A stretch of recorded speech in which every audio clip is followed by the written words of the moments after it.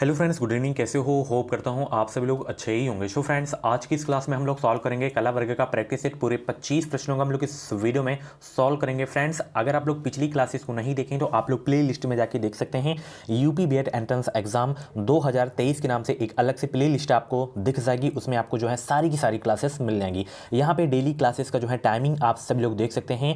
सुबह 9 बजे आपकी जो है डेली सामान्य ज्ञान की क्लास चलती है। 1:30 बजे दोपहर को हिंदी की क्लास चलती है। शाम 6:30 बजे आपकी सब्जेक्ट एबिलिटी एंड रीजनिंग की क्लास चलती हैं। रीजनिंग की भी बहुत ही जल्द जो है कंटिन्यू क्लासेस स्टार्ट हो जाएंगी। ओके, तो डेली क्लासेस को ज्वाइन करें। फरवरी में आपका जो फॉर्म है आ जाएगा। सरकारी सीट लेना है तो आपको अपनी तैयारी अभी से शुरू कर देना चाहिए, ठीक है। और साथ ही ये आप लोग हमारा कंप्लीट सिलेबस नोट्स भी परचेज कर सकते हैं। इस क्रैश कोर्स में आपको जो है Hindi, GK, reasoning, subject ability के 5000 से ज़्यादा topic wise subjective question and 10 year के प्रीवियस पेपर्स भी आपको देखने को मिलेंगे। हर क्वेश्चन का सोल्यूशन भी आपको देखने को मिलेगा। तो 500 पेज के निचोड़ नोट्स को आप लोग परचेज कर सकते हैं। 2022 में बहुत सारे स्टूडेंट हमारे क्रैश कोर्स से पढ़कर अपना जो एडमिशन है सरकारी कॉलेज में लिए हैं। इसका जो प्राइस है 149 रुपये है। कैसे परचेज करना है, पीडीएफ को वीडियो डिस्क्रिप्शन बॉक्स में दी गई लिंक पे आपको क्लिक करना है। उसके बाद नाम, मोबाइल नंबर, ईमेल आईडी आपसे पूछा जाएगा। उसके बाद 149 का पेमेंट करना है। जैसे आपका पेमेंट सक्सेसफुल होगा, डाउनलोड का ऑप्शन आएगा। आपके जीमेल पे भी डाउनलोड का लिंक आ जाएगा। आप लोग डाउनलोड कर लीजिएगा। ओपन करने का उसी में पासवर्ड रहेगा। कुछ भी डाउट्स हैं कमेंट बॉक्स में डाउट क्लियर कर सकते हैं। आज की क्लास का सबसे पहला प्रश्न आपकी स्क्रीन पे आ गया है। एक बार फिर से सभी को गुड इवनिंग। जितने भी लोग क्लास को देख रहे हैं सभी लोग क्लास को शेयर कर देंगे और वीडियो को लाइक जरूर कर देंगे। चलिए, क्षेत्रीय परिषद का पदेन अध्यक्ष कौन होता है? जवाब देने का प्रयास करेंगे। 5 से 6 सेकंड का समय मिलेगा हर क्वेश्चन में। ज़्यादा समय चाहिए वीडियो को रोक भी सकते हैं। क्षेत्रीय परिषद का पदेन अध्यक्ष कौन होता है? 51 का राइट आंसर बताने का प्रयास करेंगे। क्षेत्रीय परिषद का पदेन अध्यक्ष कौन होता है? तो उस राज्य का मुख्यमंत्री जहां क्षेत्रीय परिषद की बैठक होती है। तो ऑप्शन इसका सी वाला बिल्कुल करेक्ट हो जाएगा। संगमरमर क्या है बताएं? संगमरमर क्या है?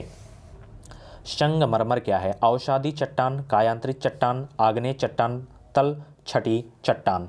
संगमरमर क्या है? 52 का जवाब देने का प्रयास करेंगे सभी लोग। संगमरमर क्या है? 52 का जवाब देने का प्रयास करेंगे। तो संगमरमर क्या है भाई? संगमरमर एक कायांतरित चट्टान है। ध्यान रखिए, क्वेश्चन कई बार एग्जाम में रिपीट हो चुका है, तो आप लोग भी इस क्वेश्चन को नोट कर लीजिएगा। ब्राह्मणों पर जजिया कर सर्वप्रथम किसने लगाया था? ये आपको बताना है। मोस्ट इंपॉर्टेंट क्वेश्चन है। स्टार लगा के नोट कर लीजिएगा, सीधे एग्जाम में आपको देखने को मिल सकता है। ब्राह्मणों पर जजिया कर सर्वप्रथम किसने लगाया था? फिरोज तुगलक, मोहम्मद बिन तुगलक, अलाउद्दीन खिलजी या सिकंदर लोदी? जवाब देने का प्रयास करेंगे। 53 का राइट आंसर क्या हो जाएगा? तो ब्राह्मणों पर जो है जजिया कर सर्वप्रथम लगाए थे फिरोज तुगलक। ऑप्शन इसका जो है आपका ए वाला बिल्कुल करेक्ट हो जाएगा। चलिए, गुप्त काल के बाद किस विश्वविद्यालय को प्रसिद्धि मिली थी? ये आपको बताना है। गुप्त काल के बाद जो है किस विश्वविद्यालय को प्रसिद्धि मिली थी? ये आपको बताना है। 54 का जवाब देने का प्रयास करेंगे।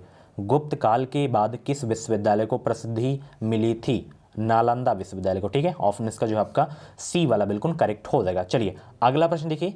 सूर्य की तीव्र किरणों द्वारा झुलसने से वायुमंडल की जो है कौन सी गैस हमारी रक्षा करती है? बहुत ही जबरदस्त प्रश्न है। सूर्य की तीव्र किरणों द्वारा झुलसने के से जो है वायुमंडल की कौन सी गैस हमारी रक्षा करती है? बताएं सभी लोग, कौन सी वो गैस है? Oxygen, ozone, argon, nitrogen. वायुमंडल में सर्वाधिक मात्रा में जो गैस पाई जाती है नाइट्रोजन पाई जाती है, 78% पाई जाती है। ये भी आपको याद रखना है, ठीक है। तो वो है ओजोन गैस, ठीक है, जो हमारी रक्षा करती है। तो ऑप्शन इसका सी वाला बिल्कुल करेक्ट हो जाएगा। चलिए, कार्बोनिफेरस गुण युग में जो है संपूर्ण महाद्वीप आपस में मिले हुए थे, यह किसकी मान्यता है? बताएं सब लोग। कार्बोनिफेरस युग में संपूर्ण महाद्वीप आपस में मिले हुए थे, यह किसकी मान्यता है? Wegener, Jeffreys, Dana, Holmes. मैं बता दूं, अगर आप लोग किसी और स्ट्रीम से हैं तो आप लोग जो हैं इस क्लास को देख सकते हैं, क्योंकि कला वर्गीय प्रश्न है। 25 प्रश्न, ठीक है। साइंस से हैं, एग्रीकल्चर से हैं, कॉमर्स से हैं, तब भी आप लोग इस क्लास को देख सकते हैं, क्योंकि कला वर्ग में जो 50 क्वेश्चन पूछे जाते हैं उसमें ज़्यादातर जो क्वेश्चन होते हैं वो जी के जेस के ही होते हैं। 56 का राइट आंसर बताने का प्रयास करेंगे। कार्बोनिफेरस युग में संपूर्ण महाद्वीप आपस में मिले हुए थे, यह किसकी मान्यता है?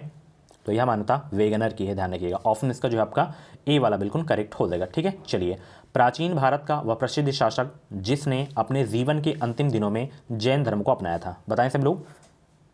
प्राचीन भारत का वह प्रसिद्ध शासक जिसने अपने जीवन के अंतिम दिनों में जैन धर्म को अपनाया था, नाम बताने का प्रयास करेंगे।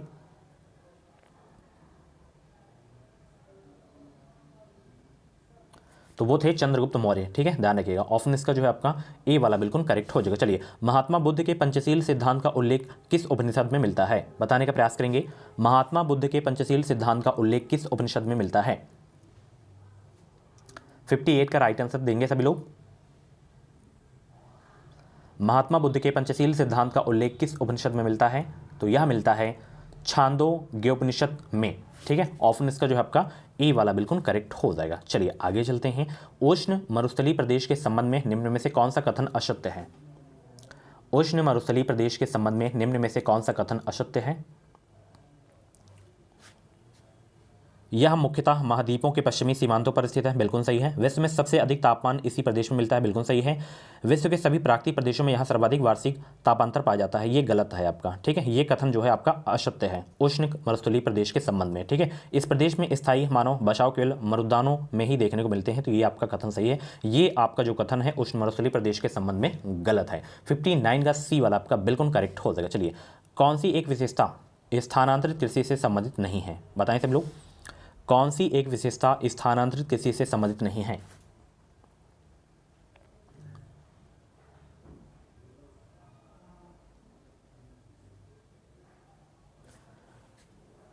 तो इसमें देखिए रसदार फलों की खेती होती है, ये जो है रूपांतरित कृषि से संबंधित नहीं है, तो ऑप्शन इसका सी वाला बिल्कुल करेक्ट हो जाएगा। फतेहपुर सीकरी का निर्माण किसने कराया, बताएं। फतेहपुर सीकरी का निर्माण किसने कराया। फतेहपुर सीकरी का निर्माण किसने कराया था, अकबर ने कराया था। ठीक है, ऑप्शन इसका सी वाला बिल्कुल करेक्ट हो जाएगा। समताप मंडल है क्या, समताप मंडल है क्या, बताएं। इंग्लिश में स्ट्रेटोस्फीयर याद रखना है, ज़्यादातर ये इंग्लिश में ही पूछता है। ठीक है, जैसे क्षोभ मंडल हो गया, समताप मंडल हो गया, बहिर्मंडल हो गया, तो क्षोभ सीमा के ऊपर स्थित प्रदेश समताप मंडल है। ठीक है, डी वाला आपका बिल्कुल करेक्ट हो जाएगा। समताप मंडल में जो है वायुयान उड़ते हैं और मौसमी घटनाएं जो होती हैं घटित होती हैं वो क्षोभ मंडल में होती हैं, ये भी आपको याद रखना है। चलिए, सिविल सेवाओं का भारतीकरण किया गया किसके द्वारा, बताएं सब लोग। सिविल सेवाओं का भारतीकरण किया गया था किसके द्वारा। लॉर्ड माउंटबेटन द्वारा, लॉर्ड कर्जन द्वारा, लॉर्ड लीटन द्वारा, लॉर्ड रिपन द्वारा। तो सिविल सेवाओं का जो भारतीकरण किया गया था, डियर ध्यान रखिएगा, लॉर्ड लीटन के द्वारा किया गया था। ऑप्शन इसका जो है आपका बी वाला बिल्कुल करेक्ट हो जाएगा। चलिए, मंत्रिपरिषद के वित्तीय कार्यों में शामिल हैं क्या। मंत्रिपरिषद के वित्तीय कार्यों में शामिल हैं क्या क्या, बताएं सभी लोग। 64 का जवाब देने का प्रयास करेंगे। मंत्रिपरिषद के वित्तीय कार्यों में शामिल है बजट तैयार कर संसद में पेश करना, ध्यान रखिएगा, ए वाला आपका बिल्कुल करेक्ट हो जाएगा। चलिए, संविधान का वह कौन सा भाग है जो संविधान के निर्माताओं के मस्तिष्क और उद्देश्यों को प्रतिबिंबित करता है। संविधान का वह कौन सा भाग है जो संविधान के निर्माताओं के मस्तिष्क और उद्देश्यों को प्रतिबिंबित करता है।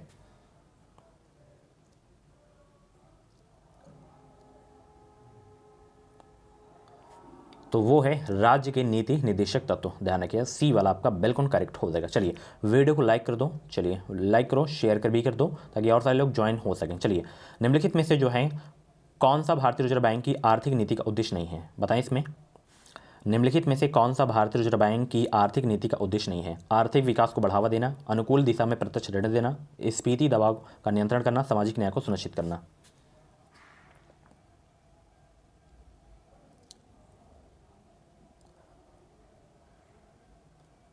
तो इसमें आरबीआई की आर्थिक नीति का जो उद्देश्य नहीं है ये सामाजिक न्याय को सुनिश्चित करना। ठीक है, ऑप्शन इसका जो है आपका डी वाला बिल्कुल करेक्ट हो जाएगा। चलिए, पूंजी बाजार में दीर्घावधि निधि प्राप्त की जा सकती है या तो कुछ संस्थाओं से उधार लेकर, या विदेशी संस्थाओं से ऋण लेकर, या सरकार से ऋण प्राप्त करके, या प्रतिभूतियाँ प्राप्त जारी करके, या नोट जारी करके, बताएं इसका राइट आंसर क्या हो जाएगा। किस संस्थाओं से उधार लेकर या जारी करके। तो पूंजी बाजार में दीर्घावधि निधि प्राप्त की जा सकती है या तो कुछ संस्थाओं से उधार लेकर या तो प्रतिभूतियां जारी करके। ठीक है, प्रतिभूतियां याद रखिएगा, ऑप्शन इसका बी वाला बिल्कुल करेक्ट हो जाएगा। देखिए, कला वर्ग में जो 50 प्रश्न आते हैं उसमें मिक्स सब्जेक्ट से क्वेश्चन आते हैं। जैसे आपका हिंदी भी आता है, इसमें 2 प्रश्न पूछ लेगा, अंग्रेजी का भी पूछ लेगा, अंग्रेजी का 5 आएगा उसमें। ठीक है, कला वर्ग से अगर आप लोग हैं तो, एंड भूगोल हो गया, इतिहास हो गया, समाजशास्त्र हो गया, दर्शन शास्त्र हो गया, मनोविज्ञान हो गया।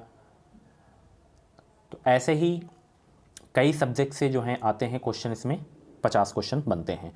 अगला प्रश्न का जवाब देंगे, वे दो प्रमुख नदियां कौन सी हैं जो अमरकंटक पठार से निकलती हैं परंतु वे अलग अलग दिशाओं में बहती हैं? चंबल और बेतवा नदी, ये चंबल और सोन, या नर्मदा और बेतवा, या नर्मदा और सोन? तो वो नदियां हैं नर्मदा और सोन। सी वाला आपका बिल्कुल करेक्ट हो जाएगा। किसी देश के रहन सहन के स्तर का पता होगा उसकी राष्ट्रीय आय द्वारा, निर्धनता अनुपात द्वारा, प्रति व्यक्ति आय द्वारा, या बेरोजगारी दर द्वारा? तो किसी देश के रहन सहन का स्तर अगर पता करना है तो प्रति व्यक्ति आय के द्वारा पता किया जाता है। तो ऑप्शन इसका बी वाला बिल्कुल करेक्ट हो जाएगा। चलिए, इंपॉर्टेंट क्वेश्चन था आपके एग्जाम के लिए। चैनल को सब्सक्राइब कर लें। 2023 में बीएड करना है, सरकारी कॉलेज लेना है तो इस चैनल को ईमानदारी से सब्सक्राइब कर लें और अपनी तैयारी को अभी से शुरू कर दें। संविधान के किस अनुच्छेद के अंतर्गत राज्यसभा नई अखिल भारतीय प्रशासनिक सेवाओं की रचना प्रस्तावित कर सकती है? अनुच्छेद 249, अनुच्छेद 311, अनुच्छेद 312, अनुच्छेद 365? तो वो आर्टिकल है अनुच्छेद 312। सी वाला आपका बिल्कुल करेक्ट हो जाएगा। चलिए, राज्यपाल का वेतन किस कोष से आता है? राज्यपाल का वेतन जो है किस कोष से आता है? भारत की संचित निधि से, राज्यपाल की संचित निधि से, राज्यपाल की आकस्मिक निधि से, राज्य और केंद्र की संचित निधि से। 50/50 मतलब 50 से अनुपात 50 के अनुपात में। तो राज्यपाल का जो वेतन आता है किस कोष से आता है? राज्य की संचित निधि से आता है। बी वाला आपका बिल्कुल करेक्ट हो जाएगा। चलिए, हुमायूं और शेर शाह के बीच जो है चौसा का युद्ध जो हुआ था ये कब हुआ था? 1539 में। ठीक है, 1565 में पानीपत का सेकेंड युद्ध हुआ था। ठीक है, सॉरी 1556 है। ठीक है, तो इसका जो राइट आंसर होगा ये वाला होगा। और 1526 में आपका फर्स्ट हुआ था और 1761 में आपका तृतीय हुआ था पानीपत का युद्ध। ठीक है, चलिए आगे चलते हैं। निम्न यूरोपीय शक्तियों ने भारतीय व्यापार में समय समय पर प्रवेश किया था। इसको आपको वो करना है सही से, बताएं सभी लोग। सबसे पहले अंग्रेज आए, डच आए, फ्रांसीसी आए, पुर्तगाली आए।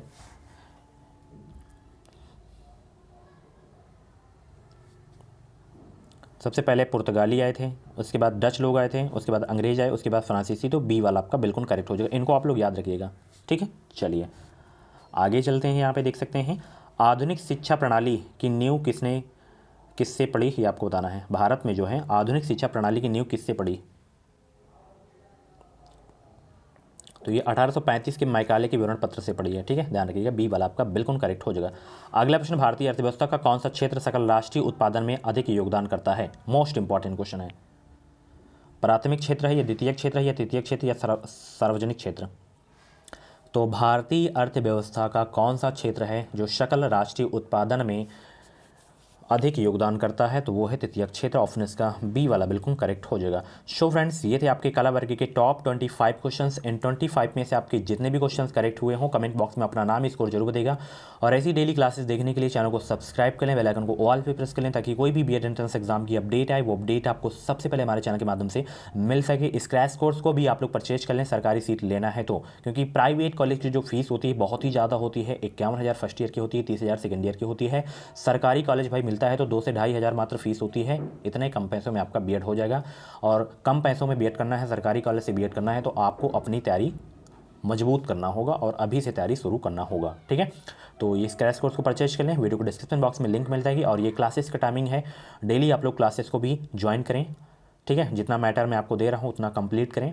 और अभी जो है आपकी टॉपिक वैसी क्लास होगी, पूरा मैं सिलेबस कंप्लीट कराऊंगा इसी चैनल पे बिल्कुल फ्री में। ठीक है, तो बस एक विश्वास के साथ चैनल को सब्सक्राइब कर लें, बेल आइकन को ऑल पे प्रेस कर लें ताकि कोई भी अपडेट है वो अपडेट आपको मिल सके। और कुछ भी डाउट्स है कमेंट बॉक्स में डाउट क्लियर कर सकते हैं। मिलते हैं अगली वीडियो पे। Thank you so much.